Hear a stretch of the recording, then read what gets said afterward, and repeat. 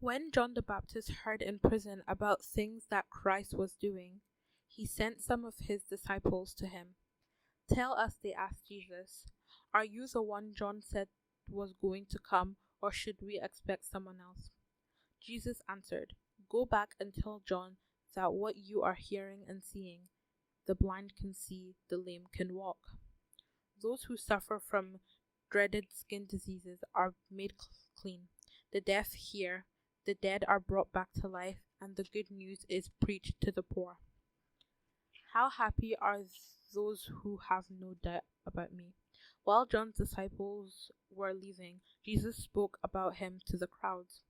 "When you went out to John in the desert, what did you expect to see? A blade of grass bending in the wind? What did you go out to see? A man dressed up in fancy clothes?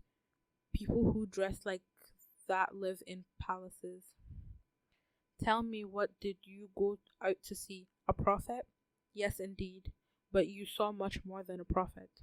For John is one of whom the scripture says, 'God said, I will send my messenger ahead of you to open the way for you.' I assure you that John the Baptist is greater than any man who has ever lived. But he who is last in the kingdom of heaven is greater than John." In the third Sunday of Advent, in the Gospel of Matthew, it talks about joy. In this Gospel, Matthew talks about how powerful the Messiah is. This Gospel talks about all the miracles that Jesus made, including making the blind people see, making the lame walk, for those suffering from skin diseases are cleaned free, the deaf can hear, the dead are raised to life, and the good news proclaimed to the poor.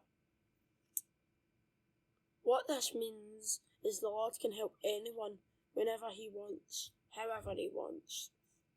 The Lord only uses powers for the good of this world. This applies to us today because we can ask Jesus to help in our spiritual life and in our physical life. We listen to these Gospels to look into the eyes of Jesus when we need help.